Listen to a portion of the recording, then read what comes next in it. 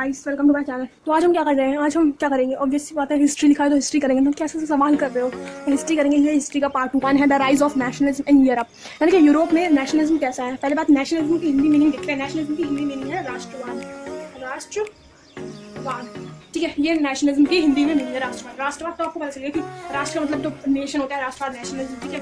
कि यूरोप तो पता है आपको, एक ऐसा कॉन्टिनेंट है पूरा, जैसे ये यूरोप है, हम एशिया में, हम यहाँ पर है, हमारा एशिया अलग कॉन्टिनेंट है। तो ये सारे अलग अलग कॉन्टिनेंट होते हैं। यूरोप ये कॉन्टिनेंट है, ओके। तो इसमें यूरोप में राष्ट्रवाद कैसा है। अब नेशनलिज्म क्या है भाई, सबके मन में क्या रखो यार, राइज मतलब तो होता उदय, कि कैसे आया नेशनलिज्म यूरोप में, तो कैसा है वो देखते हैं। तो पहले उसकी नेशनलिज्म का मीनिंग तो सोच पाते क्या है। Nationalism is the feeling of patriotic और लव और ओननेस टुवर्ड्स अ नेशन। नेशनलिज्म का मतलब क्या है? नेशनलिज्म का मतलब एक ऐसी फीलिंग जो हमें अपने देश के प्रति है, नेशन या अपनी कंट्री के प्रति। जैसे हम कहते हैं, जो इंडिया में भी कई लोग एग्जाम्पल देख सकते हो, कुछ लोग होते हैं जो बोलते हैं हम अपने देश के लिए कुछ भी कर सकते हैं, हम अपने देश के लिए मर मिट सकते हैं, ऐसे कहते हैं। स्लोगन्स कहते हैं, बहुत सारे ओथ लेते हैं, ओथ शपथ लेते रहते हैं अपने देश के प्रति। तो इसी तरीके से एक ऐसी फीलिंग है अपने देश के प्रति कि ये हमारा देश सबसे अच्छा है और हम अपने देश से कहीं नहीं जाएंगे और अपने देश से कुछ नहीं होने देंगे, कुछ किसी को कुछ गलत करने नहीं देंगे। तो एक ऐसी फीलिंग है प्यार की अपने देश से की फीलिंग और ओननेस टुवर्ड्स अ नेशन, अपने राज्य, अपने नेशन के लिए उनके अंदर एक बहुत फीलिंग।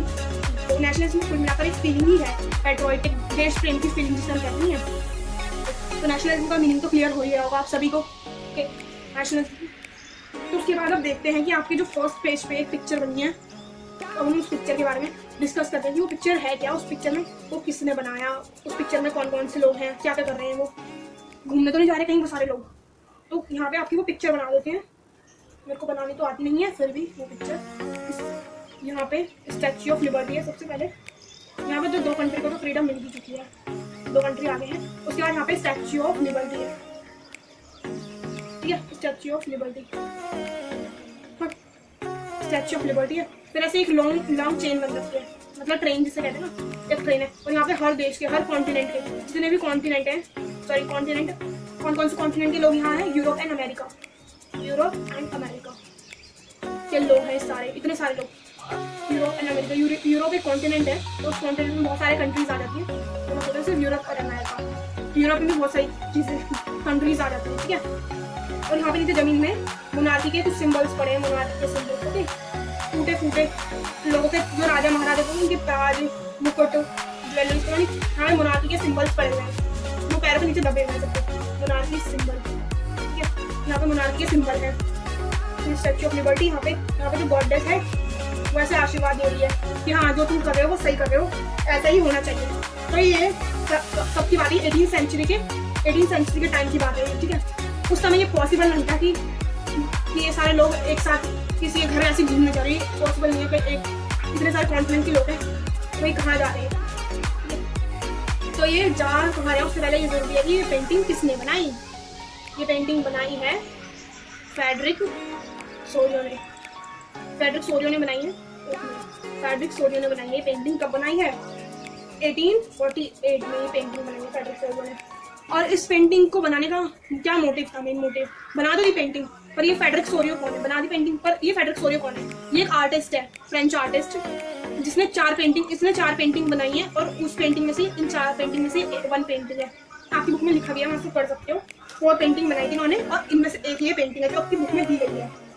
तो जो ये फ्रेडरिक सोरियो वो क्या चाहता था, मतलब ये वो चाहता था कि जो राजा का रूल है, जो किंग के रूल होते हैं ना, वो खत्म हो जाए, ठीक है। इसका जो ये राजा अपनी मनमानी करते हैं, अपनी बहुत पैसा उड़ाते हैं अपनी क्वीन पे, जैसे उसने बताया फ्रेंच रिवॉल्यूशन में जो लुई 16 था, वो अपनी रानी पे बहुत पैसे उड़ाता था, है ना। और बड़े बड़े महल उसने पैलेस बनवाया, बहुत फालतू खर्चा करता था, वॉर करता था, अपनी मर्जी चलाता था राजा बिल्कुल, और लोगों की बिल्कुल वो नहीं करता था, मतलब भेदभाव करता रहता था, वहाँ पे कोई इक्वालिटी नहीं थी, मतलब मेन बात ये। तो फ्रेडरिक सोरियो ये चाहता था, एक फ्रेंच आर्टिस्ट है, ये चाहता था कि ये राजा की जो पावर है, जितनी भी डेस्पोटिक पावर है राजा की, वो पावर तो खत्म हो जाए, राजा की पावर खत्म हो जाए, और जो पीपल है, लोग हैं, उनका शासन चलने लगे। फ्रेडरिक सोरियो में यही चाहता था। इस वजह से अब वो किसी को क्या बता नहीं पाया, वो उसने लोगों को ना बताकर एक अपनी पेंटिंग बनाई।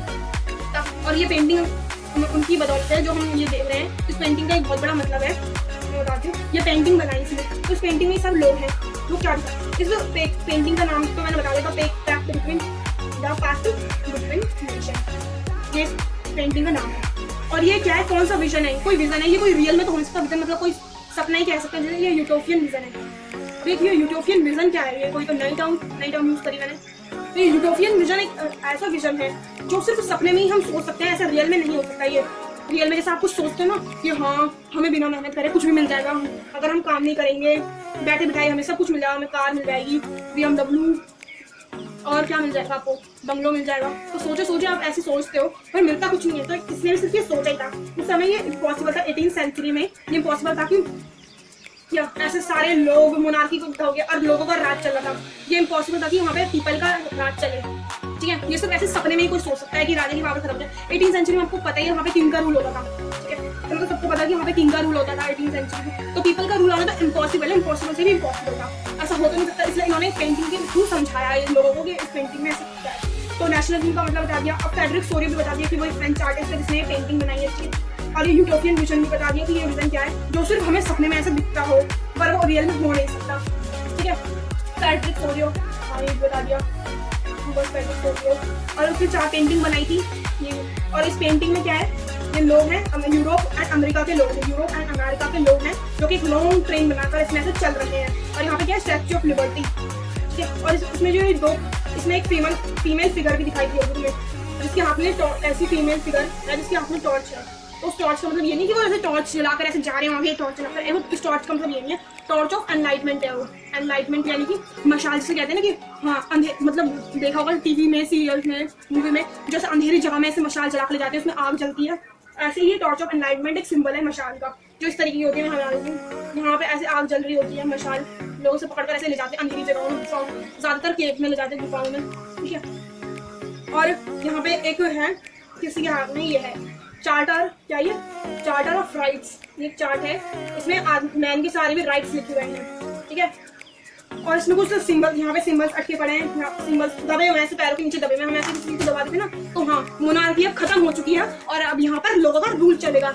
ये है इसमें। फिर क्या है इसमें, जो इसके ऊपर के वर्ड हैं वो मतलब ये जो लोग हैं वो सारे वो डिफरेंट कंट्रीज से हैं। और पता चले कौन सी कंट्रीज से, तो उनका एक फ्लैग है मतलब सारे। तो ये USA है और ये स्विट्जरलैंड। जो मैंने कहा ना 2 कंट्री को पहले से फ्रीडम मिल चुकी थी, तो कौन सी 2 कंट्री है, USA एंड स्विट्जरलैंड।